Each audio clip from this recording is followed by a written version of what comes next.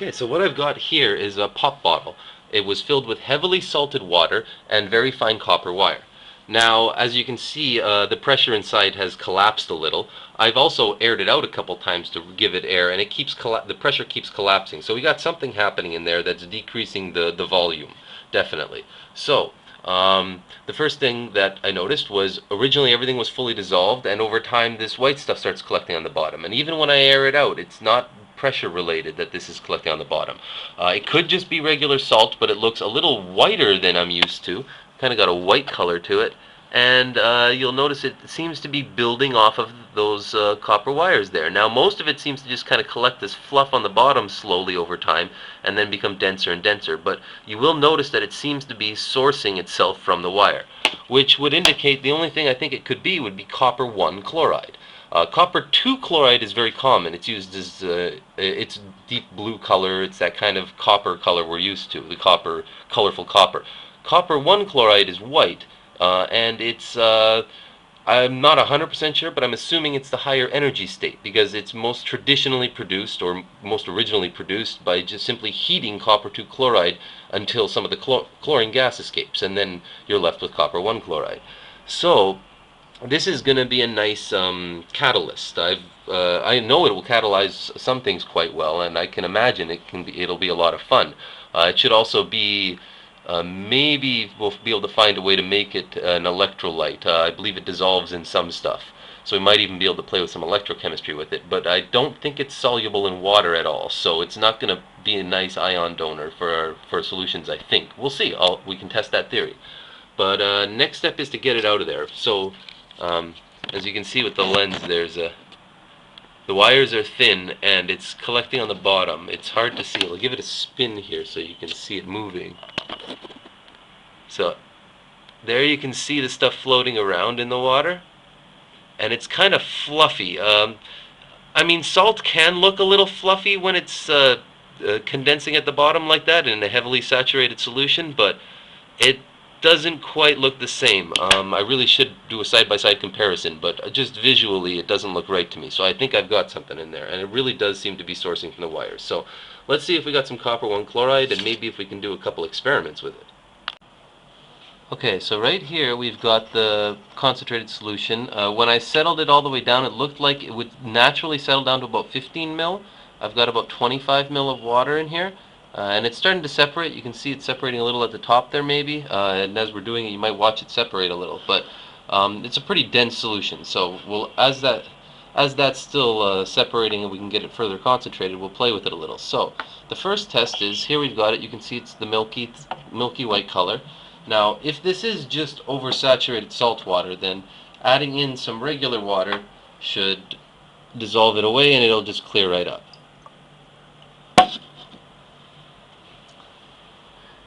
And it is not doing that. Let's get a lens on here for you. It has still got milky white particles in it.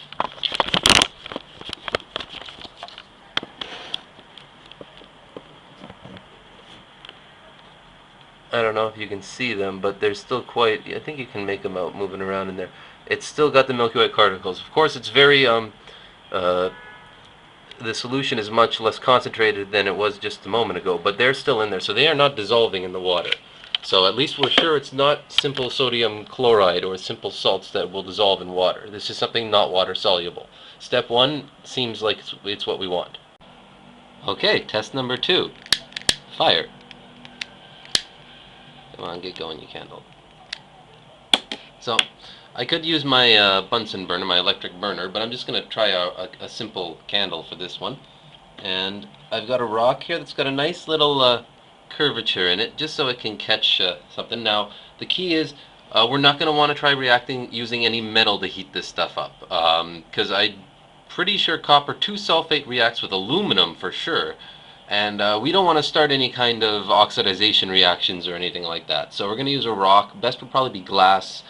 Something very non-reactive, and I'm just going to start trying to see if I can scoop some up. That is not working. I can't scoop it out of there. So we've got to get a little creative here. How about using this piece of copper bent like this to see if we can scoop any out of there. That is not going to work either. So while that is heating, I've got to find a way to get that stuff out of there. I'm going to try some fine hair copper and see if I can maybe get it stuck to that. That is not working either. So we've got to dry that stuff out first. Luckily for me, I had an old Pyrex container that was already cracked, so I just kind of smashed it open, and I managed to get a nice curved piece. So we're going to be able to operate on a small scale here for testing. A better view going. How close we can get, I don't know.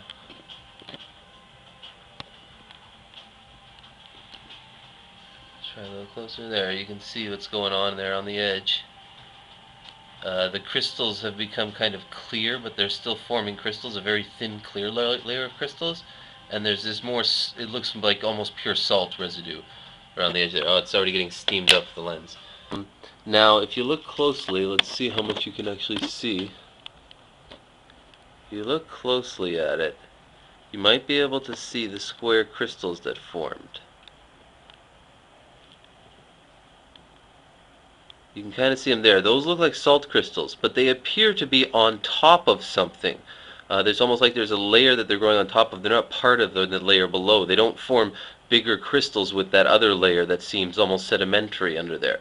I'm guessing that's the copper chloride, hopefully.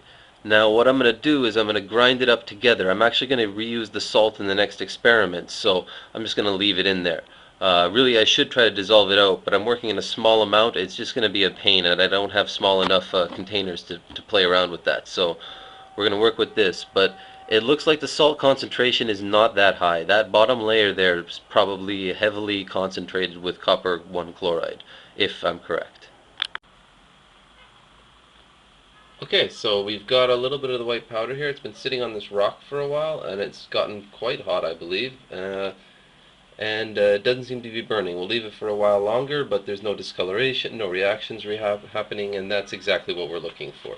We've got some more powder left over from this experiment, so we can put some more on just to be sure, and then maybe play with it in some other ways. Okay, it dried out, and I scraped off a bit of the powder, and it seems to be passing the fire test. It's been on this very hot rock for a while, and nothing's happening.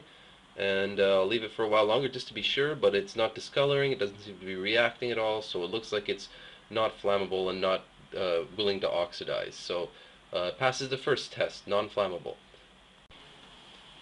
And she's really heating up. The wicks are really roaring, and the flame is up to the point where wax is collecting and burning on the bottom of the rock. So if it's not going to start discoloring and reacting now, it's probably not going to. I'll put it out in a second here. I'll run it just a while longer to be safe, but definitely passes the fire test. Okay, so I've scraped out most of it into this petri dish, and the first thing I'm going to do is I'm going to add a little bit of water. This is unsalted water.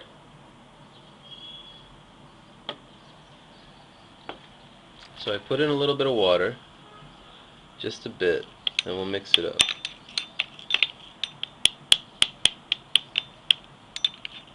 And we'll see if the white fluffy stuff dissolves at all. It's definitely getting smaller. I think it's breaking up.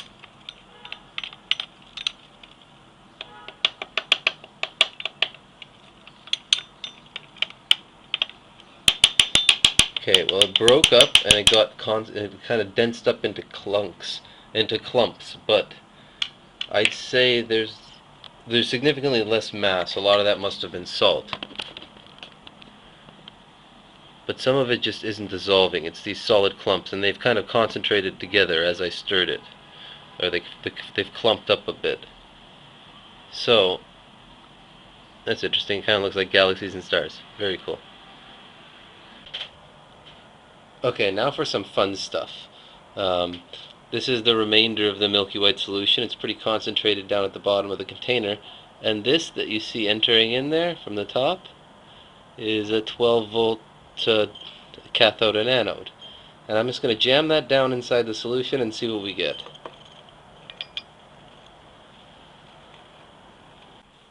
So I've just taken the full concentrated sample and I've jammed a couple wires in there, and I've been running it on 12 volts electrolysis for quite some time now.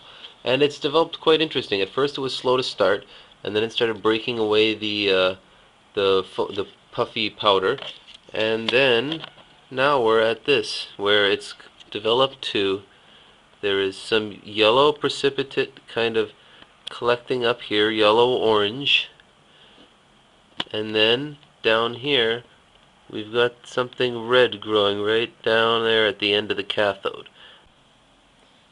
So it's finally getting interesting. So on the top here we've got some orange froth. Let's see if we can get a clear shot of it. This orange frothy of this precipitate that seems to come out of here, and it seems to come out more yellow and then react. So it might be oxidizing down to a more orange copper compound of some kind. The real interesting stuff is happening down here. Now, what you can see is, see if we can get that in focus. So what you can see there is the tip of the cathode has this reddish or orangish powder, orangish collection there, and growing out of that is a very dark purple mass, and it's this puffy kind of bubbly mass that looks quite solid actually. There's a good shot of it. And what it looks like to me is it's very similar to when you grow copper by electrolyzing a solution of Copper II chloride. So we could actually be turning the fluffy white mass, which it seems to be growing inside of, probably eating that up. Could be turning the fluffy white Copper I chloride mass into Copper II chloride and then into copper. Okay, so I ran it for a little longer last night before shutting it off, and we got quite a bit of buildup here at the bottom, as you can see.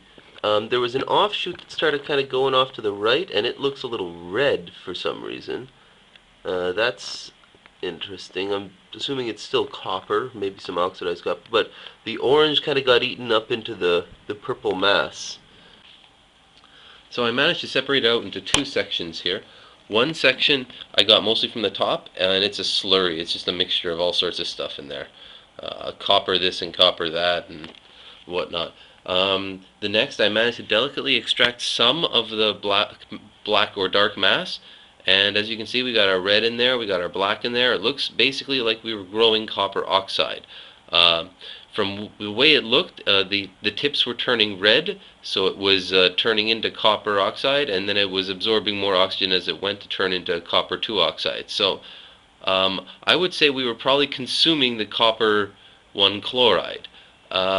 Maybe directly, maybe turning it into Copper II chloride and then into copper oxide. I'm not sure exactly what was going on in there, but we were successful in growing copper. Unfortunately, it was oxidized copper, and it did not plate the contact as far as I can tell. So unsuccessful in regenerating a contact, successful in growing copper, technically. Okay, so here's what we've got out of it. We've got 4 containers. One, just some remainder from the electrolysis batch, and as you can see we've just got a bit of the Copper I chloride fluff in the bottom there. Second, a dried out section, which I washed with pure water to try to get out most of the salt, and we end up with mostly the Copper I chloride powder. Thirdly, we've got the polluted section, which has a kind of a green hue to it comparatively, and if we zoom in on it we don't see a lot because the Copper I chloride seems to have kind of dried out to the top layer, blocking, or just becomes less transparent as it dries, blocking off the visibility of all the little particulates that were in there. So we can't see much except for the top kind of greeny white surface layer. And then finally this batch, which had the dark masses in it, or it tried to collect most of the dark masses into it. And here is where one of the major masses was. As you can see, it kind of deflated, and it started growing orange on top of it. So it's turning into something else there too. And here, I don't know if you can see that little mass in the middle there. It's still a little red to the eye in real life, but it's lost a lot of its color. So my theory is basically what was happening is the Copper I chloride was reacting and becoming Copper I oxide here, the red stuff, and as that reaction proceeded, it would then turn into Copper II oxide, the black stuff. So that matches with what we saw. We saw the mass growing, and at its extremities it was growing red, and those would fade into black as the mass grew. So it looks like what we were doing was growing copper oxide inside of the solution, or inside of the mixture. and the copper 1 chloride was probably turning into copper oxide, copper 1 oxide, and then further into copper 2 oxide.